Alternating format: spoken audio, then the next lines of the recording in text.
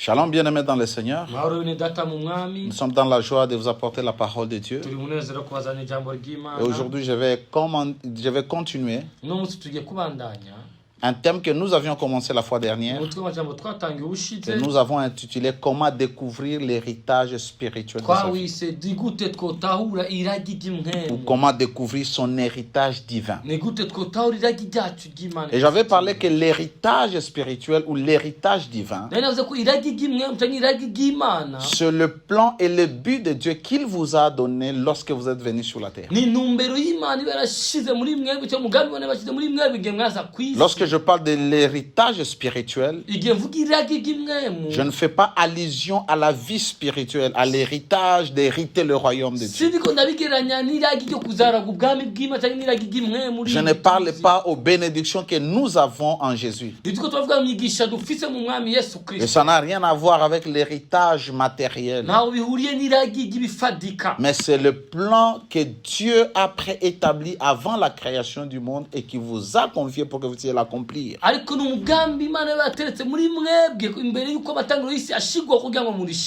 C'est comme dire, c'est notre mission.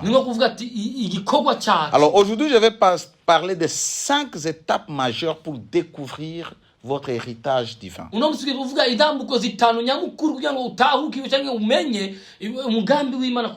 je parle de l'héritage divin, ça concerne et les croyants et les non-croyants. Parce que personne n'est sur la terre par hasard. Nous sommes sur la terre pour accomplir une mission. Pour accomplir notre héritage spirituel. La fois dernière, je parlais de Moïse. Je parlais d'Esther.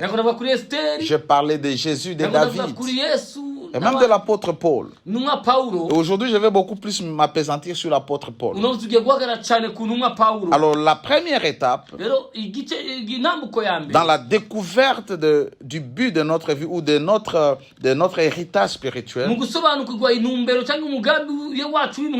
ça consiste à définir votre but, qui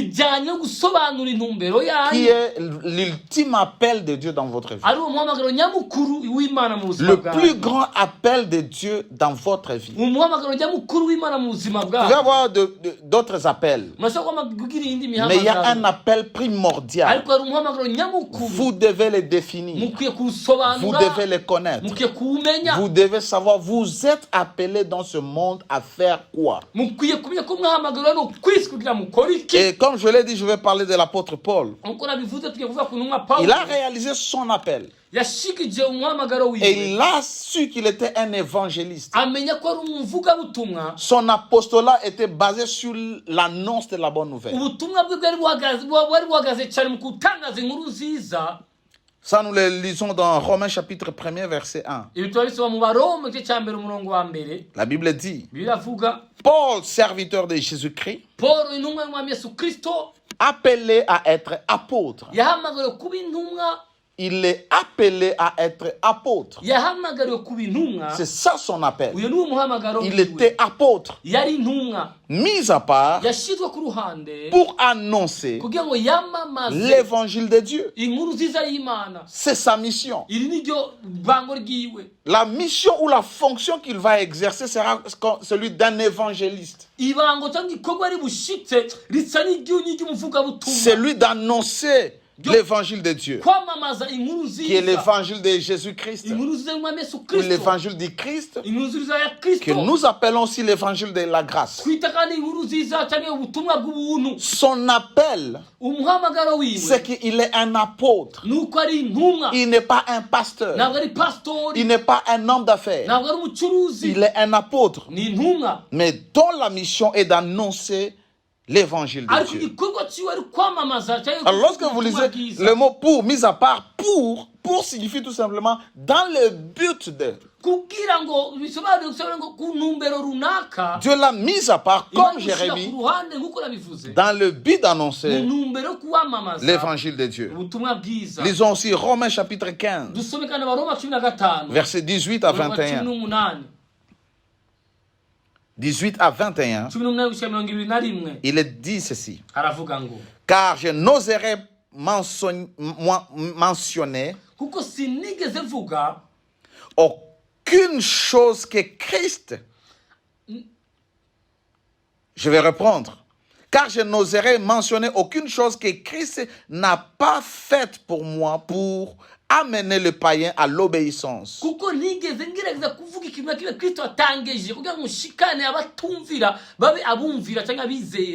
Par la parole et par les actes. Par la puissance des miracles et des prodiges. Par la puissance de l'Esprit de Dieu. En sorte que depuis Jérusalem et les pays voisins jusqu'à Nilurie, j'ai abondamment répandu l'évangile de Christ. Je vous ai dit que l'évangile de Dieu, c'est l'évangile de Christ. Et je me suis fait honneur d'annoncer l'évangile là où Christ n'avait point été annoncé. Afin de ne pas bâtir sur le fondement d'autrui, selon qu'il est écrit. Là, il va citer Ésaïe chapitre 52, verset 15. Selon qu'il est écrit, ceux à qui il n'avait point été annoncé verront, et ceux qui n'en avaient point entendu parler comprendront. Paul a découvert son héritage spirituel. Il a découvert le but ultime de sa vie qui était son appel. À annoncer l'évangile de Dieu ou l'évangile de Christ dans les nations. À annoncer parmi le païen. Alors, le centre d'intérêt de l'apôtre Paul, c'était l'évangélisation. Il n'est pas resté en un seul lieu, il est parti dans plusieurs lieux, commençant des églises et formant les disciples.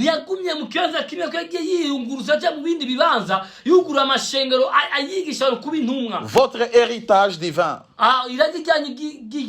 ou votre but ultime que Dieu vous a donné, votre appel, vous pouvez être un apôtre. Nous connaissons les 5 ministères. Vous pouvez être un prophète. Vous pouvez être un évangéliste. Vous pouvez être un pasteur ou un docteur. Ou si vous êtes dans le monde séculier, vous pouvez être un politicien, un humanitaire, celui qui donne les dons, qui aide avec les services humanitaires. Vous pouvez être un médecin. Alors vous comprenez, c'est ça votre appel. Et il est important de découvrir son appel. La première chose que vous devez savoir, vous êtes appelé à être qui? Ce n'est pas parce que vous avez la passion des choses de Dieu que vous avez l'appel pastoral. Ce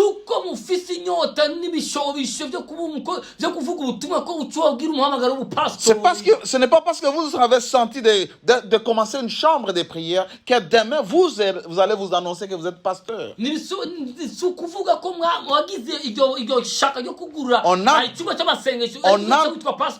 On n'entre pas dans l'œuvre de Dieu par passion mais par appel. Vous êtes appelé à fonctionner comme qui? L'apôtre Paul, il a été appelé à être apôtre. Est-ce que vous êtes appelé à être médecin? Appelé à être un homme d'affaires? Un homme politique? Un serviteur de Dieu? Découvrez votre appel. Il y a des gens qui peuvent avoir 2-3 appels. Mais vous devez découvrir le primordial. Vous devez découvrir l'essentiel. La deuxième étape, vous devez faire l'inventaire de vos dons de vos talents et de toutes les ressources que Dieu a mis à votre disposition.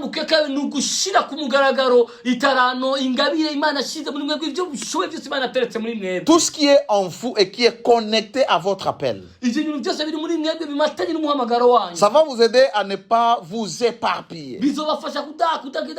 Vous allez rester à faire des choses que vous êtes censé faire pour accomplir votre appel. Parce que lorsque Dieu vous appelle, la deuxième chose qu'il fait, il prend les capacités, le don et les talents, il met en vous. Pour vous permettre d'accomplir votre appel. C'est pourquoi Paul a dit que Dieu l'a appelé à annoncer l'évangile chez les païens. Mais Dieu lui a donné la puissance d'opérer les miracles et les prodiges. Prenez un papier, écrivez tout ce que vous sentez que ce sont des dons ou des talents en vous. Que vous soyez chrétien, lorsque Dieu crée une personne, Dieu donne et équipe cette personne avec des capacités pour que la personne puisse bien accomplir sa mission. Et vous devez savoir que les talents, c'est pour tout le monde. Les talents sont innés, vous naissez avec. Les talents, vous n'avez pas besoin d'être chrétien ou païen. Quand vous êtes né, vous avez des talents. Mais les dons spirituels sont uniquement pour ceux-là qui ont reçu Jésus. Parce que c'est l'Esprit qui les donne. Dieu vous donne les talents lorsque vous naissez. Et Dieu vous donne les dons spirituels lorsque vous naissez de nouveau. Alors, il y a dans la Bible une personne qui avait le talent. Et ça, moi je me dis toujours, les chrétiens sont bénis parce que nous avons les talents, parce que nous naissons de manière naturelle.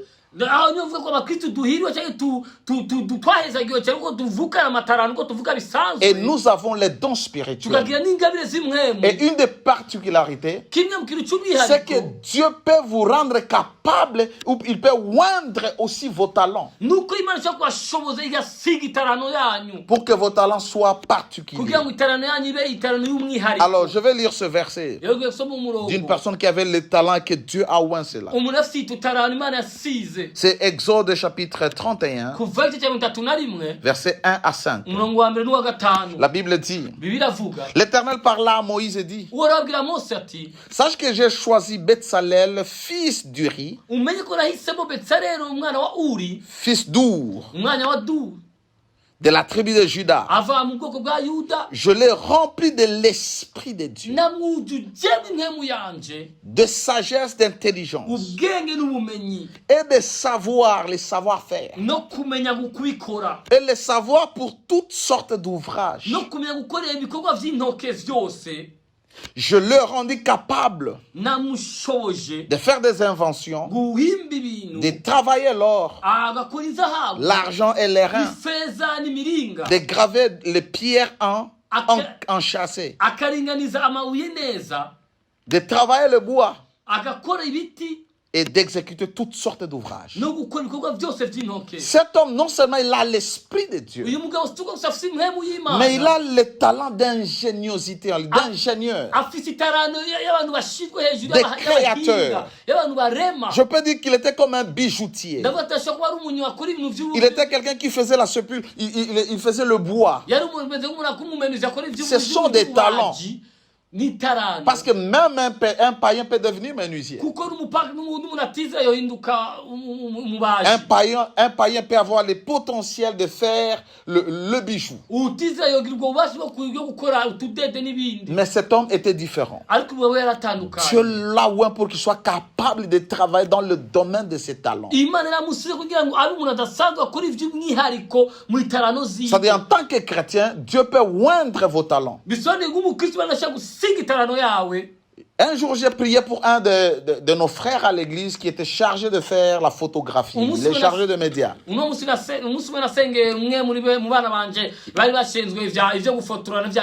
Quand j'ai prié pour lui, il a commencé à faire des très bonnes photos.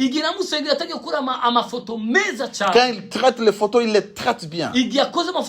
Quand il fait nos affiches, il le fait très bien. Au point où d'autres serviteurs de Dieu peuvent me contacter et vouloir que je le mette en contact avec la personne qui fait nos affiches.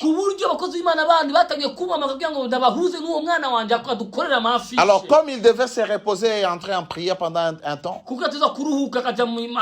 il a formé quelqu'un d'autre. Et celui-là a commencé à prendre des photos.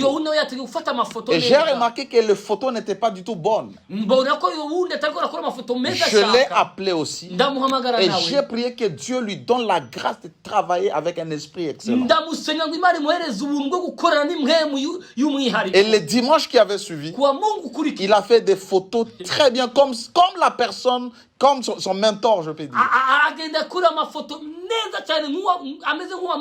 Vous pouvez être un caméraman, mais un caméraman avec un esprit de Dieu. Vous pouvez être un peintre avec un esprit de Dieu. Alors vous devez découvrir vos dons et découvrir vos talents. Il y a aussi les dons spirituels lorsque nous lisons 1 Corinthiens chapitre 12, versets 4 à 11. Je vais lire rapidement. Il y a diversité de dons, mais le même esprit. Diversité de ministères, mais le même Seigneur. Diversité d'opérations, mais le même Dieu qui opère tout en tous. Or, à chacun, la manifestation de l'Esprit est donnée pour l'utilité commune.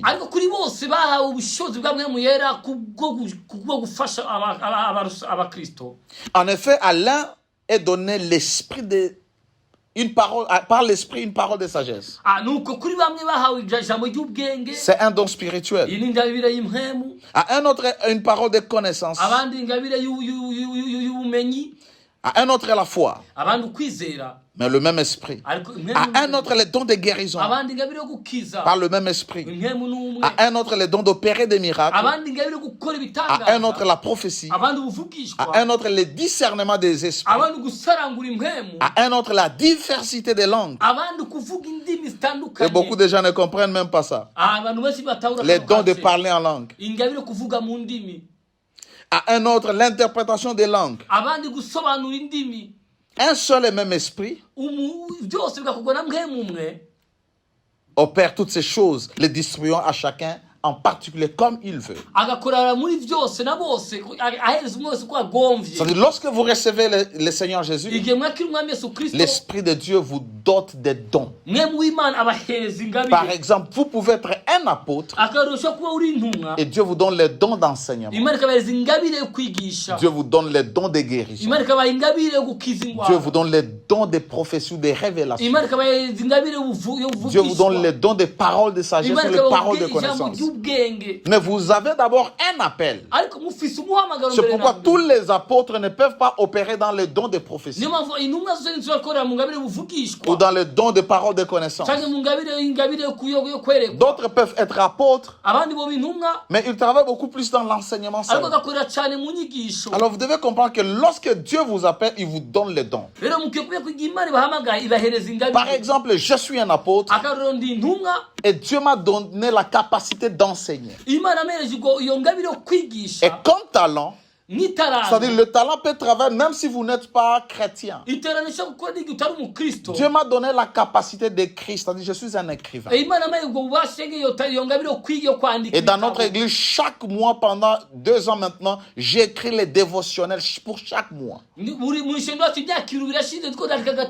J'ai la facilité d'écrire. J'ai des livres que j'ai déjà écrits et bientôt ça sera imprimé. Vous voyez, c'est un talent connecté à mon appel d'enseignant, connecté à mon appel ultime d'apostolat, de mon apostolat d'apôtre. Vous voyez? Alors c'est très important que vous devez comprendre que Dieu vous a donné des choses. Vous pouvez avoir la capacité d'enseigner. D'autres, leur talent, c'est parler tout simplement en public. Et des gens comme ça peuvent organiser des conférences, peuvent être des influenceurs. D'autres sont dotés par des talents de management, de gestion. D'autres, c'est le dessin, dessiner, l'architecture, la peinture.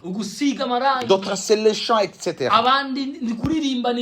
La troisième étape, vous devez connaître votre groupe cible. Dieu ne nous appelle pas pour tout le monde. Et il y a des serviteurs qui pensent même qu'ils sont appelés à gagner tout le monde. Dieu nous appelle pour des gens spécifiques. Et vous devez les découvrir. Vous devez les découvrir. C'est très important. Votre groupe cible est déterminé par votre sphère d'influence. Et l'apôtre Paul comprenait cela. Il a découvert son groupe cible. Nous le voyons dans Galates chapitre 2, versets 7 à 10. Mais je vais lire seulement 7 à 8. Il dit, au contraire, voyant que l'évangile m'a été confié pour les incirconcis, comme à Pierre pour les circoncis. Il est conscient que Dieu ne l'appelle pas pour les juifs. Dieu l'appelle pour les païens. Nous avons lu ça avant. Il l'a appelé pour amener les païens à l'obéissance de l'évangile. Et voilà, chaque fois que Paul devait aller prêcher les juifs, il avait un problème sérieux. On les lapidait, on l'enfermait. Il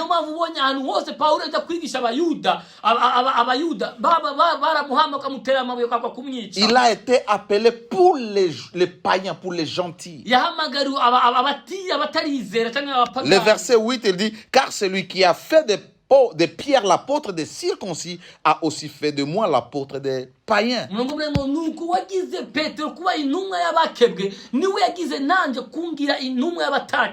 Vous devez déterminer qui sont ceux-là que vous devez influencer, vous devez former, vous devez enseigner ou impacter. Il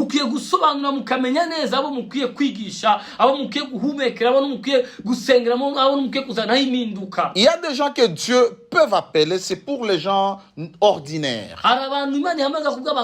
Les gens d'un niveau moyen de la vie, un niveau moyen des études. Mais il y a d'autres personnes que Dieu appelle pour les évoluer, pour les intellectuels, pour les élites. Il y a des gens, ça c'est un témoignage d'un grand pasteur de la région. Dans son église, il n'y a que le ministre, il n'y a que les hommes d'affaires, il n'y a que de grandes personnalités.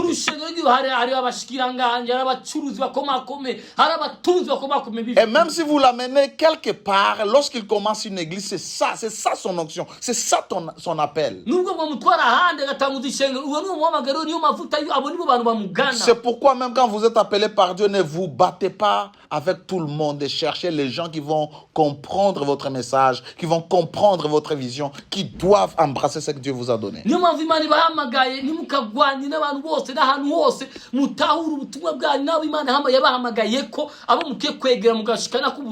Et lorsque vous avez déterminé votre cible,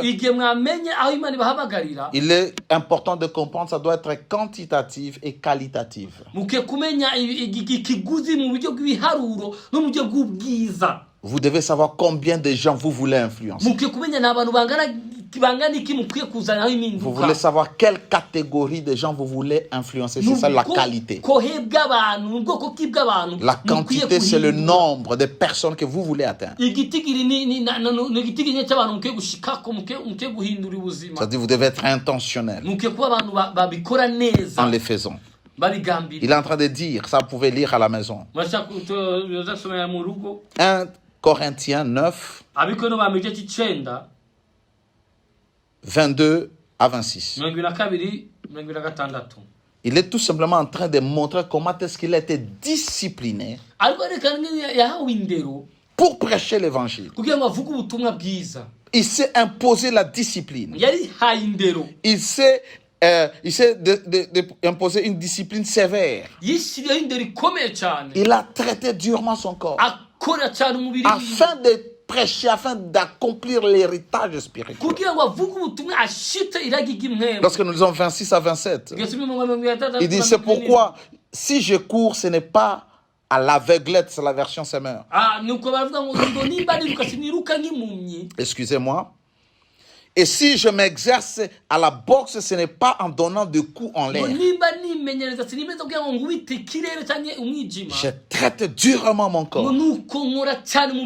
Je la maîtrise sévèrement. De peur, après avoir proclamé l'évangile aux autres, il rentre dans son appel. Je ne me trouve pas moi-même disqualifié. Il savait qu'il devait être intentionnel. Il devait mettre sa volonté à accomplir le but de sa vie. Quatrième chose, vous devez déterminer les méthodes, les principes, les stratégies que vous utiliserez pour atteindre votre but.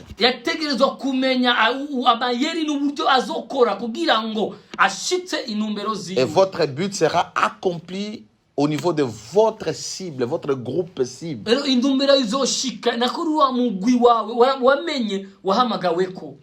Il y a quelqu'un qui peut avoir la passion d'aider les orphelins seulement.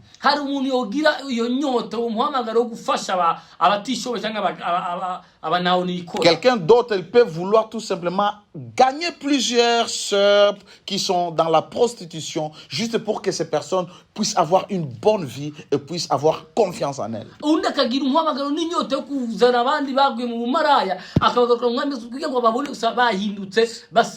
C'est pourquoi il est important de mettre les stratégies pour accomplir votre mission, votre but. Et vous devez établir qui est la 5e étape, les résultats mesurables que vous voulez atteindre. Et c'est là jusqu'à la fin de votre vie. Lorsque vous avez découvert ces 5 étapes, vous avez établi ces 5 étapes, bien aimé, vous devez les écrire. Vous savez, j'avais dit l'autre fois que le but de notre vie, c'est de glorifier Dieu.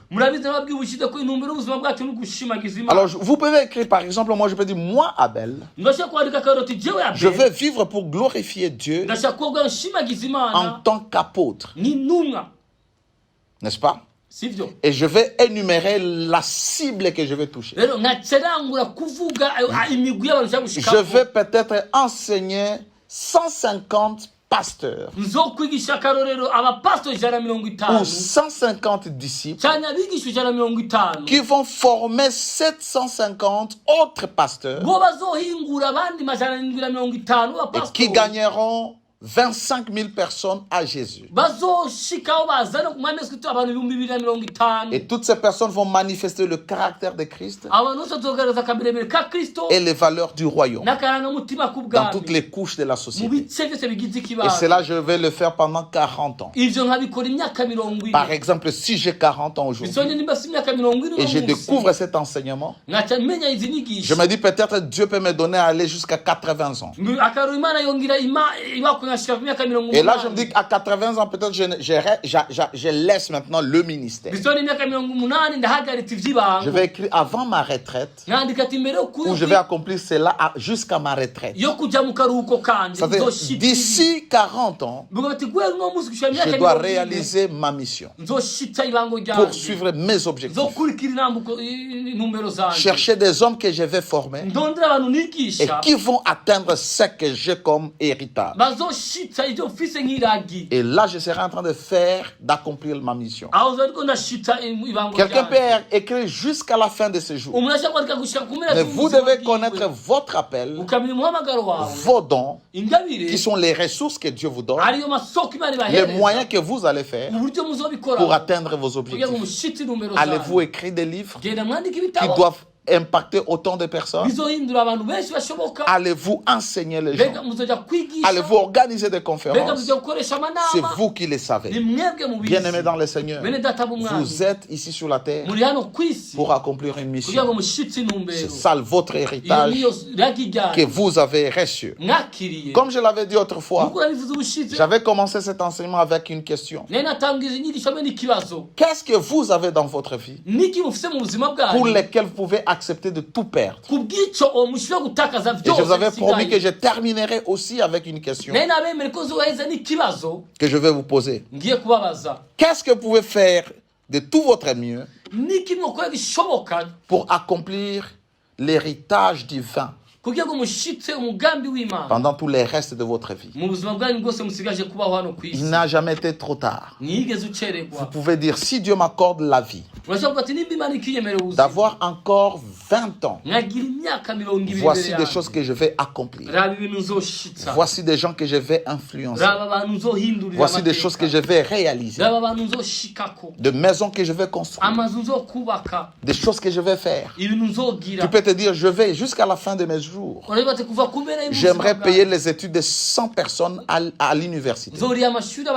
C'est votre héritage. Et je vous ai dit, ça ne dépend pas. Que vous soyez chrétien, que vous ne soyez pas chrétien. Vous pouvez travailler dans le monde séculier, dans la politique, dans l'église, dans n'importe quel domaine, le monde des affaires. Vous pouvez accomplir votre héritage spirituel, que le plan divin de Dieu pour votre vie, en touchant des vies, en mettant en leur disposition les ressources que Dieu a mis en vous. Que le Seigneur vous bénisse. Et c'était un plaisir de vous apporter cette série d'enseignements. Je suis votre serviteur, l'apôtre Abel Racheté. Continuez à nous suivre et surtout à nous contacter à partir de ces numéros qui s'affichent au bas de votre écran. Que la paix de Dieu règne dans vos vies. Au nom de Jésus. Amen.